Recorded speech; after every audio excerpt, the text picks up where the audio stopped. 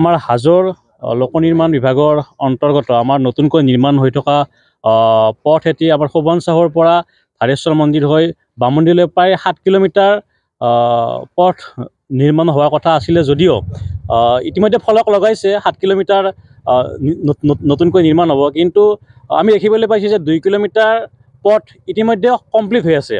আৰু এই বিষয়টো আমি যেতিয়া হাজো গড়কাপ্তানি বিভাগৰ SDOক অৱগত কৰাইছিলোঁ, তেখেতে বেনাৰখন আঁতৰাই দিম বুলি কৈ নতুনকৈ এখন লগাম বুলি কৈছিলে যদিও আজিলৈ এমাহৰো বেছি হ'ল, কিন্তু এতিয়ালৈ সলনি কৰা নাই। আমি কথাটো কি বুজিম বৰ্তমান, এই 2 কিলোমিটাৰ ৰাস্তা ক'ত গ'ল? স্কিমটো সলনি হৈছে না কিবা গণ্ডগোল আছে? এই কথাটো আমি জানিব বিচাৰিছিলোঁ, কিন্তু এতিয়ালৈ 2 কিলোমিটাৰ এতিয়া হয় হোৱা আঞ্জাত নিমখ দিয়া যেন অনুভৱ হৈছে। গতিকে আমি পুনৰবাৰ আমি ছাত্ৰ সন্থাই দাবী কৰিছোঁ যে এই কথাটো স্পষ্ট হ'ব লাগে যে 7 কিলোমিটাৰ স্কিমৰ ৰাস্তাটো 2 কিলোমিটাৰ কমপ্লিট হৈ আছে, নাই স্কিমটো বেলেগ হৈছে? বেনাৰখন যদি সলনি হৈছে, বেনাৰখন সলনি কৰিব লাগে, নহ'লে কিন্তু ইয়াৰ বিৰুদ্ধে আমি ছাত্ৰ সন্থাই প্ৰতিবাদ কৰিবলৈ বাধ্য হ'ম।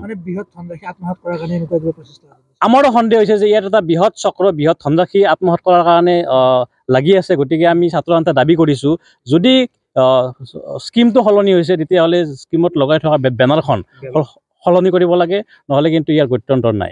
কথা পাতিছিল, মই অৱগত কৰাইছিলোঁ, কিন্তু আজি এমাহ হৈ গ'ল, কিন্তু এতিয়ালৈ কোনো ধৰণৰ পদক্ষেপ গ্ৰহণ কৰা নাই বিভাগীয় কৰ্তৃপক্ষই। দায়িত্বত কোন আছে?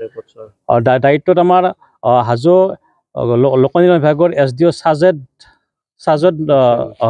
হুছেইন তেখেত আছে। আমি তেখেতক জনাইছিলোঁ আৰু যেইকেইজনকো জনাইছিলোঁ, কিন্তু এতিয়ালৈ পদক্ষেপ গ্ৰহণ কৰা নাই। আমি অনতিপলমে এই পদক্ষেপটো গ্ৰহণ কৰিবলৈ দাবী জনাইছোঁ।